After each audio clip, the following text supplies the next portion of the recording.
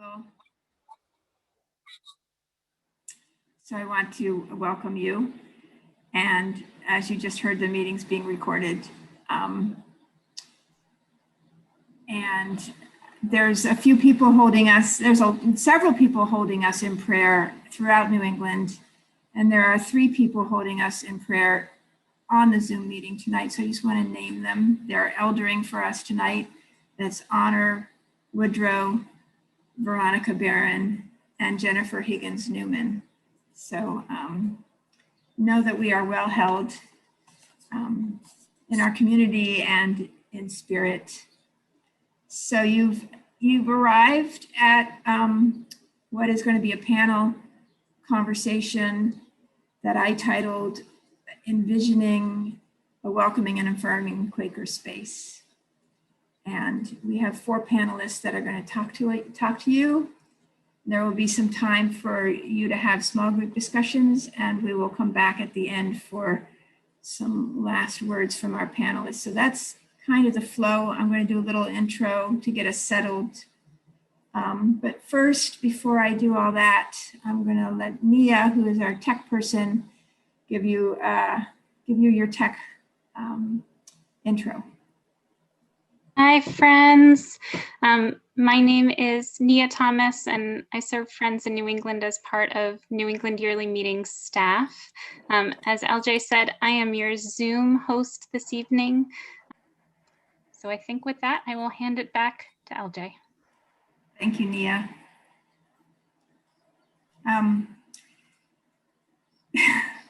So, yeah.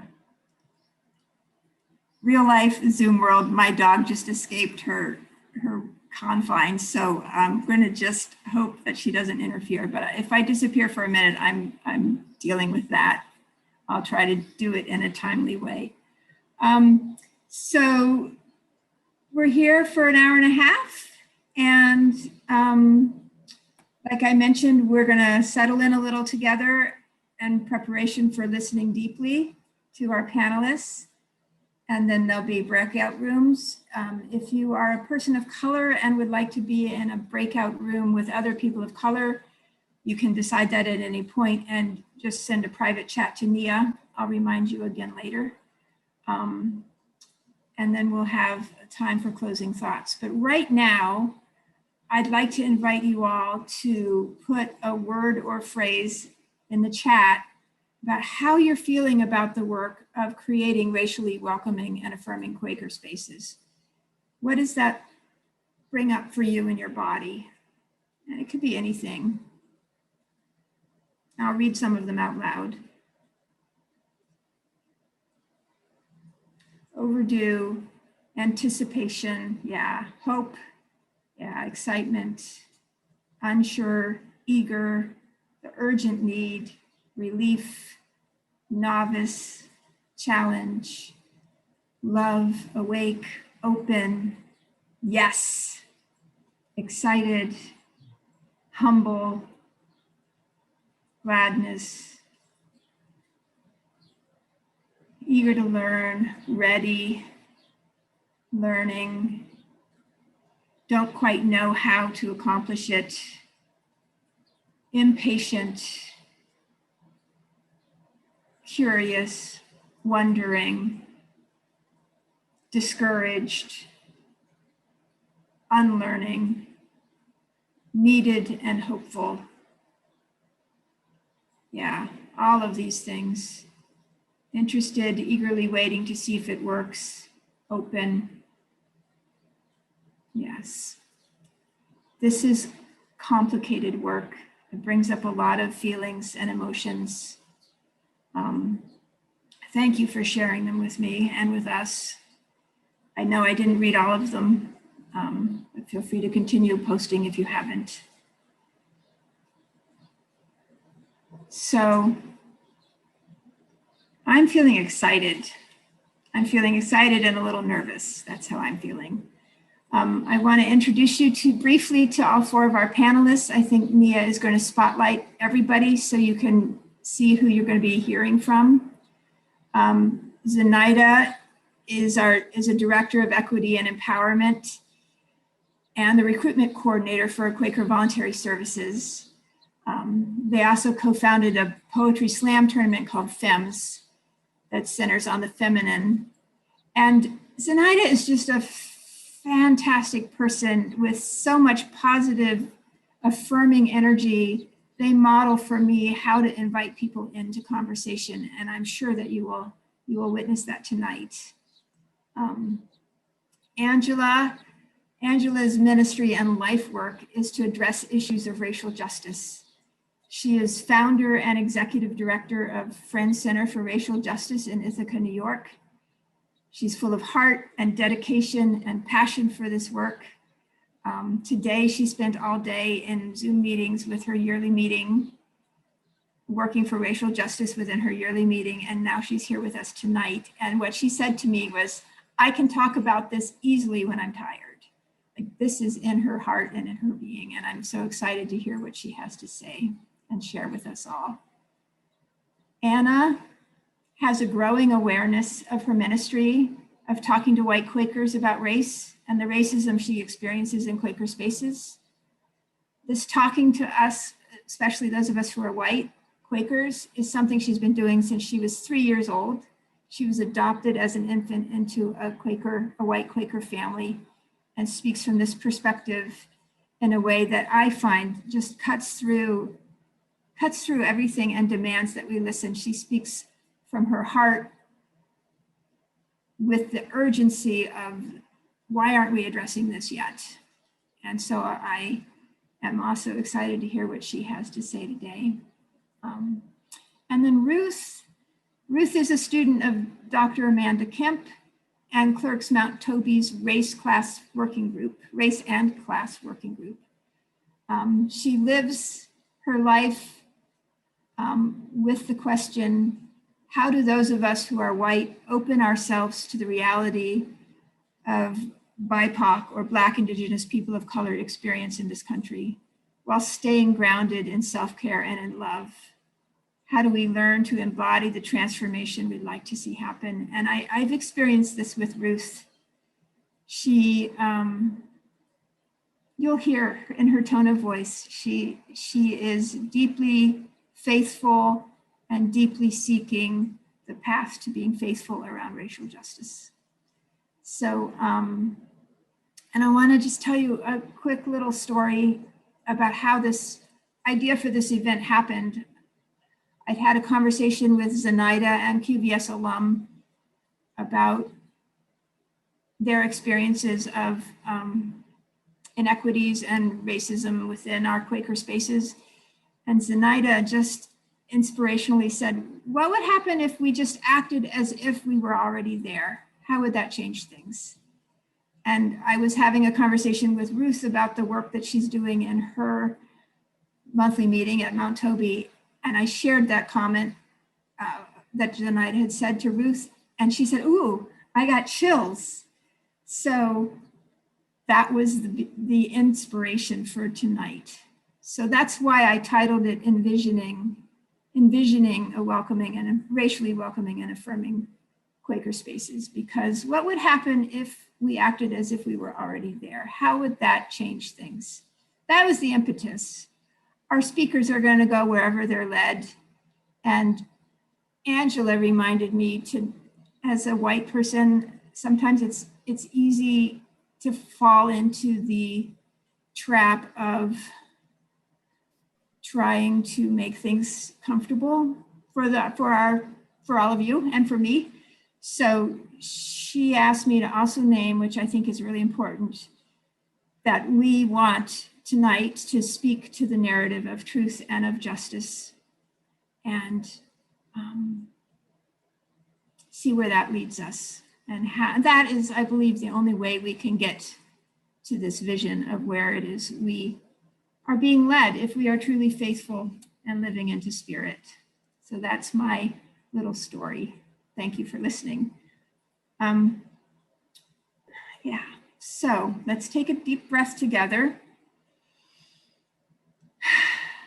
And I am going to read you a poem written by Larry Ward, who is an African-American Buddhist teacher. And it's in his book, America's Racial Karma, an Invitation to Heal. And Niaz will put the link to his website in the chat. So I'm going to read this poem, and then I'm going to invite you all after the poem to just sink into some silence and breathe and ready yourself for some deep listening. Ready yourself for some deep learning, whether that's a place of discomfort or not. Ready yourself for breathing into the work that we're being invited to do today. So after I read this poem, we'll settle into worship, and when Angela is ready, she will begin. Okay. This poem is called Deepest, a meditation on ancestors. Relax into the working ground of your ancestors. Look within with a clear mind. Watch as memories, thoughts, fears, disappointments, anger, and wonder flow by. Breathe. Receive a spacious heart and let what is most vivid melt away into holy emptiness. Hold onto nothing and yet embrace everything. As you fall into the river of goodness hidden in your bones, flowing toward the ocean of strength, forgiveness, and grace.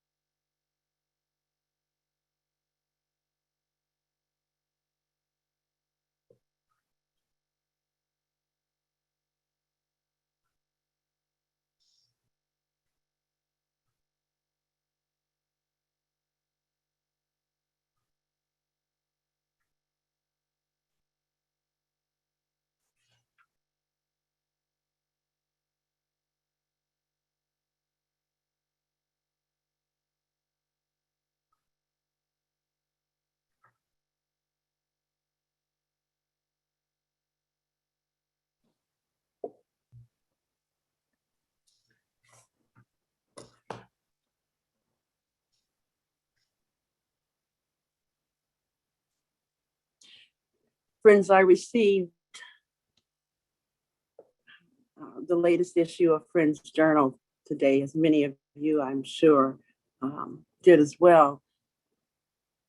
And in it, Derek Brown writes an article entitled Utopia Before Quakers. And I'd like to just share a quote to begin our time together.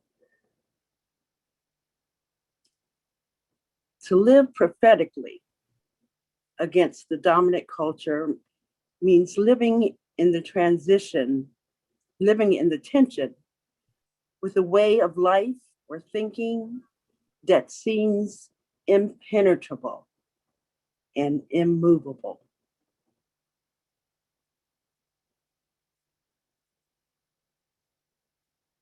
Impenetrable and immovable.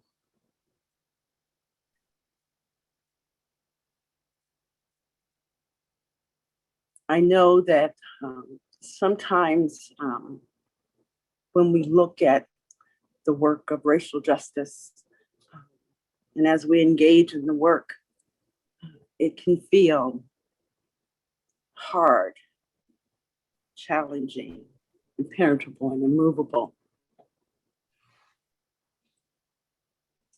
And the query that kind of came to me today after I read the article and I thought about what we would be doing tonight is the query, can a community truly be organized in such a way to benefit all?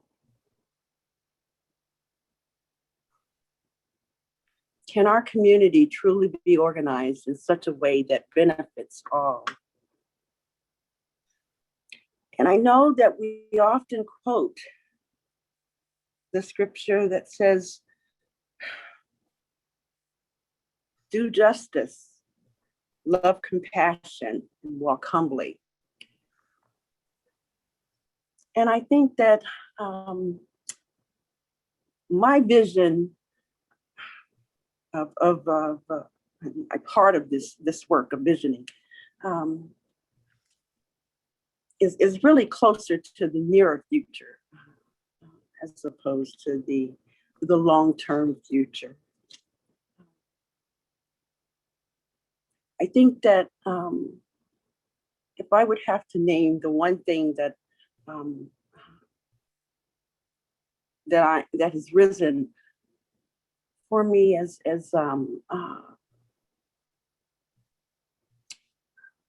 a dream, a thing that we are working on, and the possibility of it being manifested, is the reality of the fact that this is spirit-led work. I know that for many of us who are in this room today, we're here because we recognize that this is a part of our charge and our work as friends.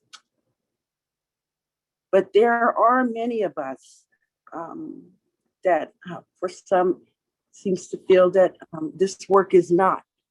It is social justice work. It is not faith-based work. And I know that and appreciate the diversity of friends that we have. And part of, I think, our witness to the world is how do we come together with such theological differences?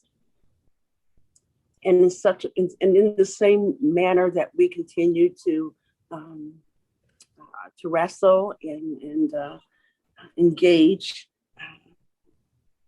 the way that we fine-tune our walk as individuals and as a community regarding the peace testimony.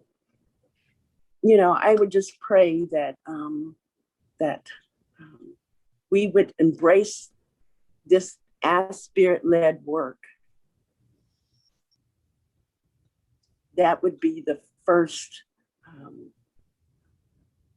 issue that I would feel that would need to be manifested, and that we would need to communicate regarding that this truly is our work, that it's spirit-led work, and that we would embrace being on this path and of engaging in the impact. We've just received the FGC impact report, and so as we look at in the future, the way that we consider the issues that rise, the tools that we use, our practices, our policies, that we have been blessed as a faith community We believe in continuing revelation, and we have that opportunity to reflect and have our faith community not totally turned upside down with manifestation from the Spirit, God, of what we're to do next, if it seems a little different than the ways we have done it before. So this first step of envisioning is us embracing that charge of engaging regardless to how challenging it may be for us, of sitting and listening to one another and coming to that place of recognizing this is all of our work. It is not just the work of the Racial Justice Committee. It is the work of the Finance Committee. It is the work of our programs for children and youth. And yes, children do see and notice race. And that's not necessarily a bad thing, is it?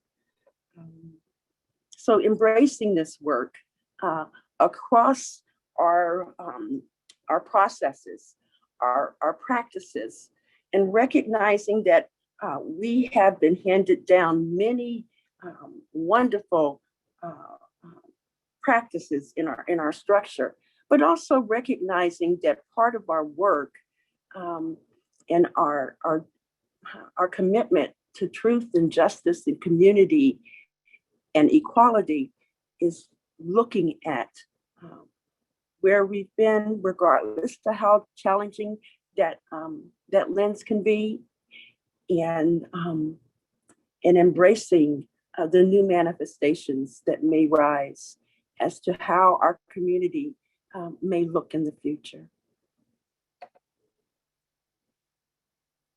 Embracing that it is our work. And recognizing that we have all have been impacted by the work of, by the charge of racism. This issue of racism has affected us all, regardless of this non-scientific paradigm. It is still affecting each of us as individuals, as a community, our relationships, the way we use our resources.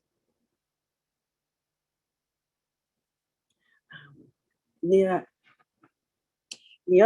has this flower model of that talks about change and connects, and the roots are values, and then the petals are supposed to be the manifestation, the things that we do. And sometimes that stem in the middle gets a little wobbly because we get a little, maybe not quite so aligned between that which is on the roots and that which is manifested. So being able to look at our practices and our policies and recognizing that if we truly want to be welcoming to a diverse community, then we need to really look at our practices and our policies within the context of our culture, and do what many are feeling more comfortable adhering, decentering the European American paradigm, the dominant paradigm, and creating space. This doesn't mean changing Quakerism. It is recognizing the way that we have received the narrative, and it is embracing the next step on our journey of creating a space in a container for all peoples, all gifts, and with that, I feel complete, friends.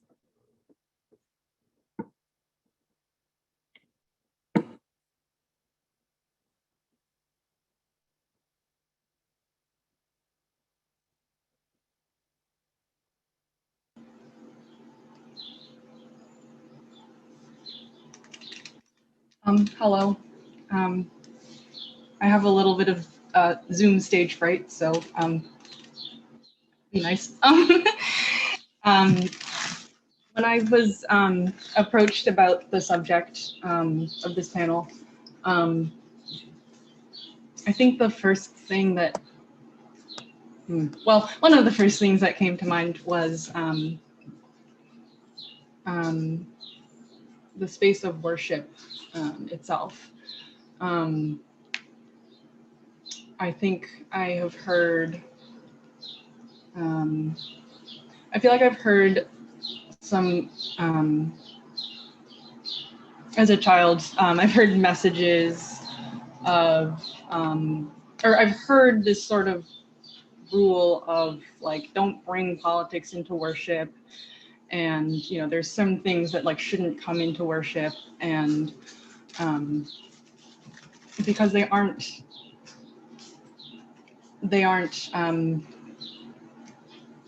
I guess, you know, they aren't centered enough, or they aren't spiritually led enough, or I don't really know.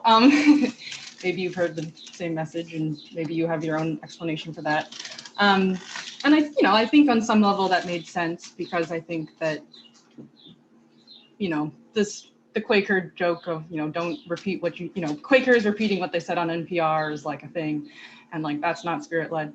But I think that in a way I found myself, especially as I became a little older and more interested in real world events myself, a little conflicted on that, because I was wondering, well, what if something is political and spirit led? Like, is that possible? Because I feel like that might be possible. And, you know, who gets to decide that? And as a person of color who is experiencing racism, like, you know, is it spirit led for me to talk about this in worship if that's what's on my brain? Or would that like upset people? I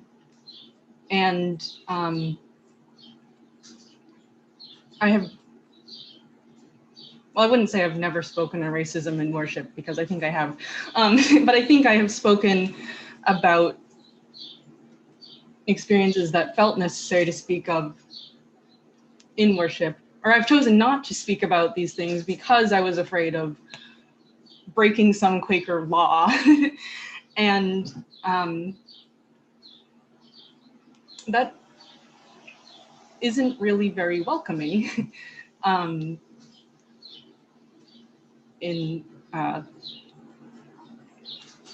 So I was, you know, that was sort of where my brain first went to, of envisioning a space where people of color are welcome. You know, how is the way we present our worship preventing people from speaking their truth sometimes? And then on the other side of that, I have definitely been in meeting for worship where people have said things that made me feel uncomfortable, like microaggressions, as we call them. And I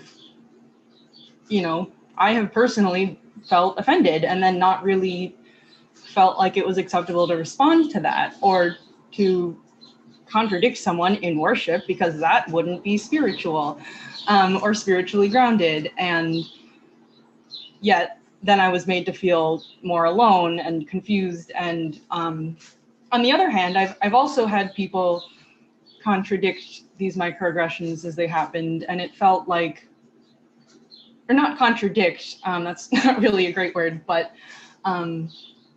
I feel like I've been in spaces of worship where people have sort of pointed out ways in which they felt called out of power, taken out of their own centeredness, in such a way that didn't really shame the person who had said what was their truth.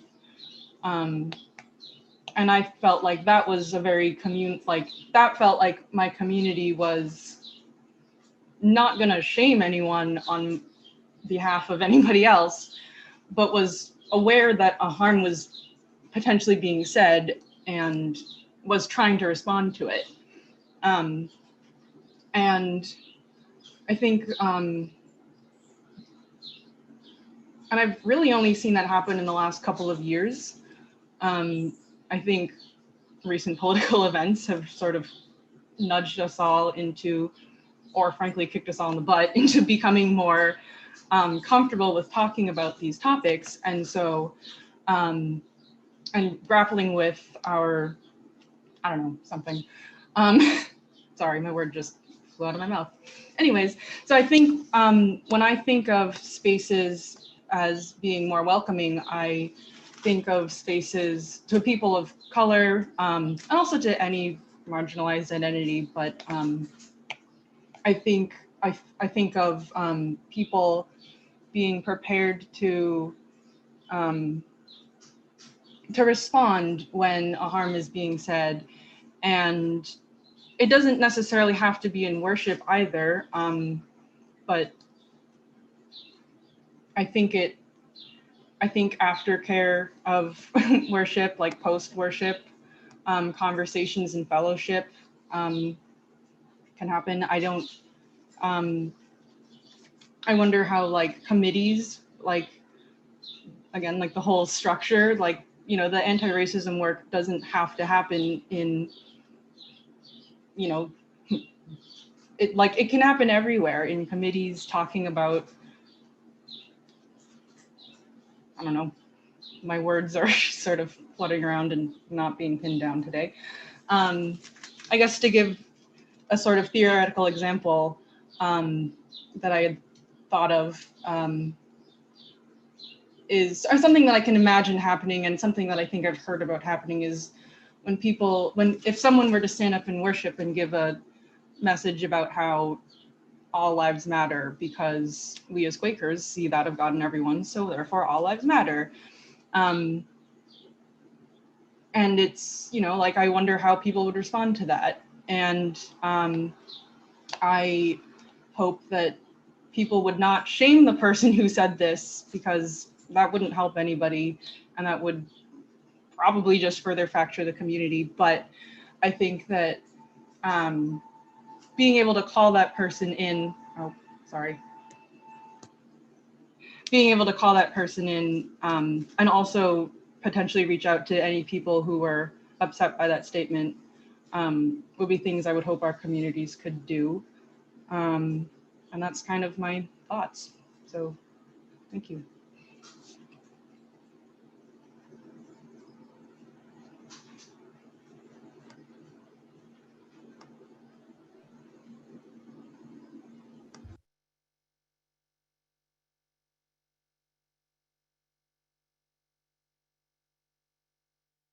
Thank you. Thank you to the last two speakers. I'm feeling the collective energy here on this. So I'm from Mount Toby, which is a relatively large monthly meeting and predominantly white.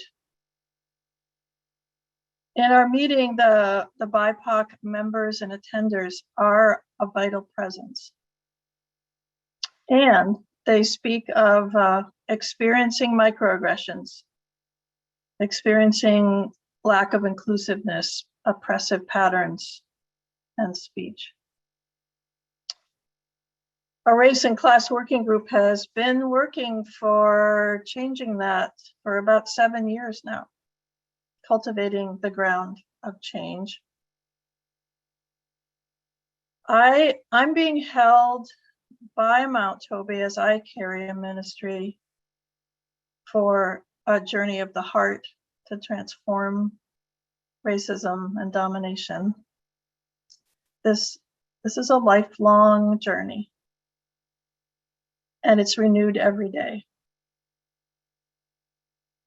So my vision of where we want to be, I see us grounded enough to take in without fear the truths of the suffering and injustice caused by racism, to thrive on difference, and to turn conflict into opportunity. I see us able to set our deepest intention as a whole and as individuals to being a force for liberation. I see us being open-hearted so that loving compassion nourishes our friendship with ourselves, with each other, and with the earth. So how do we live into this? That's the question we were given. As a white person, I feel I have responsibility to be aware of what whiteness is, to be aware of where it came from and how it fosters lies and denial, and how it perpetuates systems of domination and violence and the harm it causes. I have a responsibility to see how the culture of friends expresses white supremacy. I have a responsibility to listen to BIPOC voices and open up to the suffering and open up to the brilliance and the beauty and the gifts of what BIPOC people and cultures offer. I have a responsibility to work for change. I seek support and guidance in that work. I build circles of trust that allow me to be vulnerable. I reach for stamina and for a stronger capacity to take risks. I'm cultivating my public voice, including tonight. I work on ways to make Mount Toby more fully inclusive. And one step that we are ready to pursue, I think, is learning how to hold each other accountable in a spirit of compassion. I lean into what I've learned from Ruth King, an African-American Buddhist teacher who writes, I quote, "Racism is a heart disease and it is curable." She always says that with an exclamation point in her writing. She offers wise practices for being stable, for stability, for inner exploration, for working deeply in racial affinity group format and taking action for community care. Ruth King, I think we have some information that can go into the chat about her. I lean into what I have learned and continue to learn from Dr. Amanda Kemp, who centers on grounding ourselves in love and justice. To quote from her 2020 plenary last year, she says, "For us to create the world we want, we need to vibrate with it. We need to water the seeds of the future inside us. And we do this by nourishing our imagination. However that finds an expression in you, nourish your imagination to reach that place." I lean into some recent advice from Friends of Color. Reach out to Black, Indigenous, and people of color. Ask, how are you doing? Listen. cultivate friendships as you would any friendships. Whatever has happened, make it truly inclusive.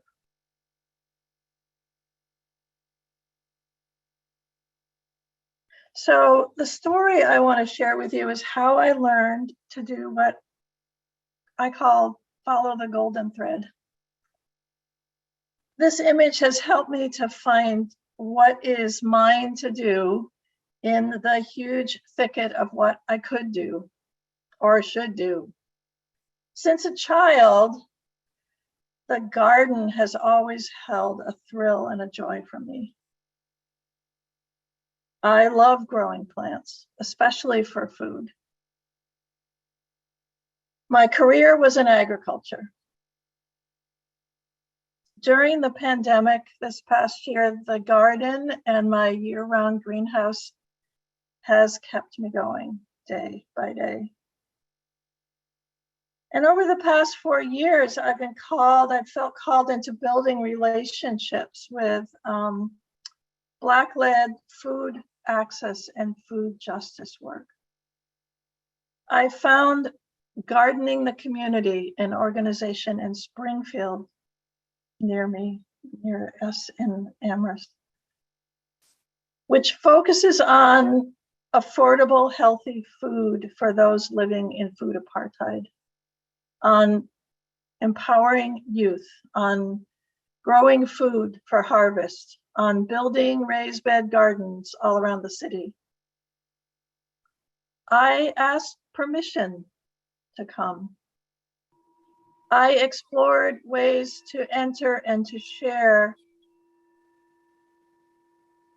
that would not repeat harmful patterns, that could truly be useful. I kept showing up. I made mistakes. I kept learning. And gradually friendships grew. During the pandemic, I went there less often and I spent more time in my greenhouse growing seedlings that could be planted in their soil and feed people in that community. I asked what was needed and grew that. This spring, I did that again. And the happiest moments of my year, right, have been delivering plants that are strong and healthy and ready to grow. And plants that knew what their mission was. I share this because I feel like it's one way to live into our vision, to sense that creative expression inside, whatever it is, that can lead to a deeper relationship across race, and that carries with it the seed of our shared liberation. Thank you.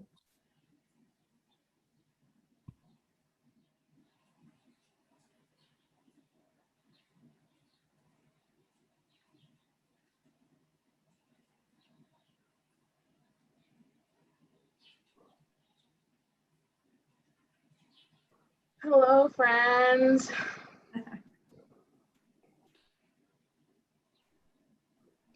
Thank you so much for being here and holding space for this conversation on your Tuesday. It is drizzling here and hot on Ponkapog, Massachusetts Ponkapog land. And I have a lot of gratitude to be here with you right now. And I wanted to start by sharing that I'm on LJ's support committee with a bunch of really rad people. And when we were preparing for this conversation and supporting them, LJ was, I hope it's okay I share this story, LJ was, running through the logistics and was talking about, okay, so how do we navigate if someone says something like hard or problematic, and there was like some processing happening. And then they asked me, Zenaida, as someone who's going to be on the panel, how do you feel about this conversation and us moving through that, and, you know, people potentially like saying hard things? And I shared that I wasn't worried because I don't feel like in conversations like this that I am, you know, spiritually open and vulnerable and like accessing like the deepest space spiritually, because I'm aware that, you know, people might say something that could harm me. And I shared like, you know, I have my guard up in worship too. Like I can't just be completely open in that space. And friends were like, wow, that's, you know, that's really hard to hear and it's powerful. And afterwards I was realizing, and I was like, I could feel myself accessing like, I don't know, like anger or grief. And I was like, why does that not feel obvious? You know, like, how do people not know that folks of color can't just be in worship and not be like prepared for the worst a lot of the time? And in preparing for this conversation, I was thinking about, well, that's true in all spaces where there are white people that I don't know well. You know, I know that I cannot completely put my guard down unless in spaces where there are white people that I do not know well. And so that includes like every meeting I've ever been to. And so, you know, I'm encouraged to answer this question that I asked LJ, like, what are we supposed to be? How do we envision a future, and try to access it now? And I've been thinking more about that question, and I think humanizing BIPOC folks, Black and Indigenous people of color, humanizing us, because it feels clear that in spaces where it's normalized for people to talk about Black death or like issues that are deeply traumatizing for people of color as like a hip topic to hash out during worship, that our trauma is not, we're not humanized, you know? And then I was thinking about it more, and I was like, I think that white people need to humanize themselves too, because, and understand the ways in which racism impacts white people too.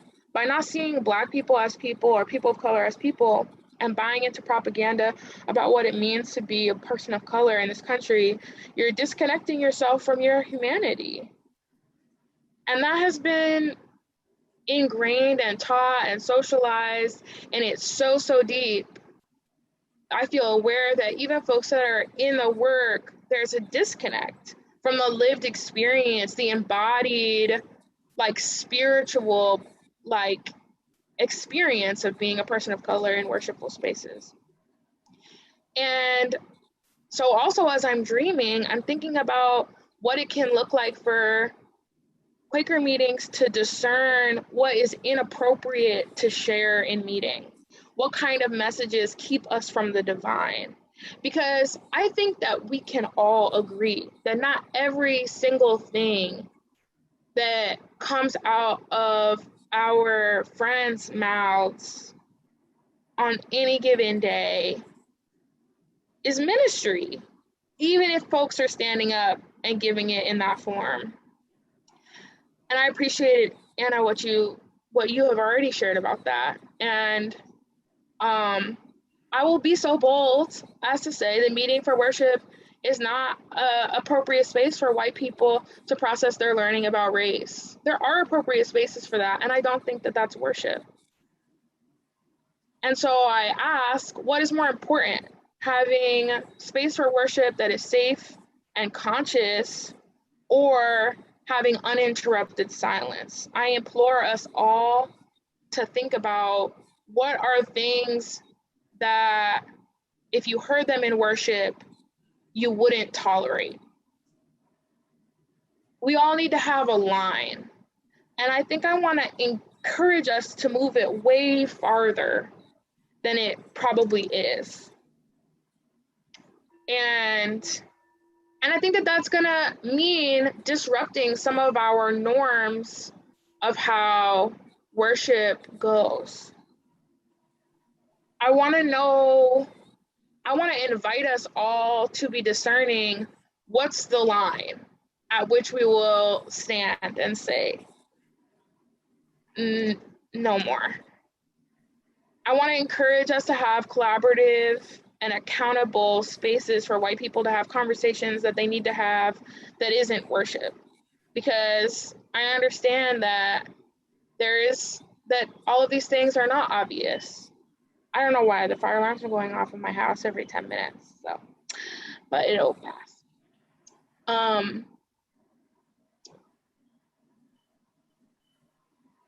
I lost my train of thought. I know that there are spaces that folks do need, like, spaces for that, and because it's not as obvious as it should be, because actually the act of humanizing each other is really, like, revolutionary and difficult. And I want to say that diversity should not be the goal in our meetings. I think the diversity in our meetings is objectifying. As LJ said earlier, I work for Quaker Voluntary Service. I have for the last 4 or 5 years, and I served in 2016.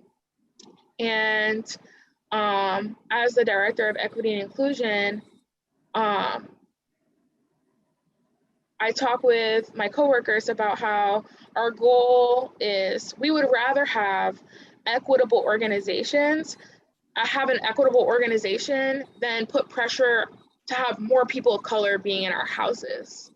For us to feel better about, like, I don't know, how white our community is, or to feel better about living in houses that are in marginalized communities. I think that the goal should be for people to feel safe enough to be spiritually open, for all people to feel like they can have a spiritual home where they feel safe in Quaker spaces. And I think that if meetings are unwilling to change, then I think the appropriate thing to do is to name that it isn't a safe space for marginalized people. To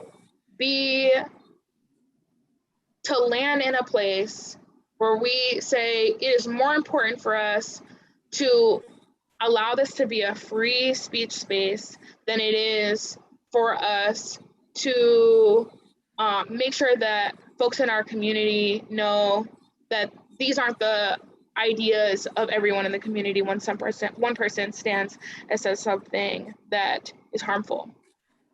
And the last thing that I'll say is, in the organization that I am the co-director of, the Feminine Empowerment Movement, SLAM, so poetry organization, and I know that when we have events, that there's a possibility that people will read poems that are hard.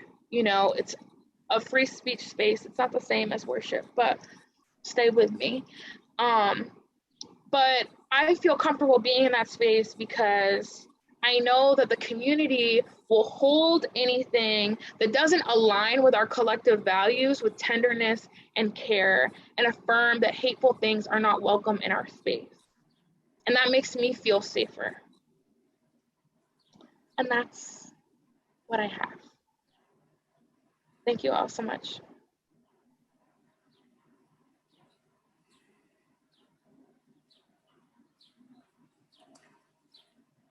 Thank you, all four of you. Thank you for your words, for your ministry. In the interest of time, we're going to go right to the small groups now.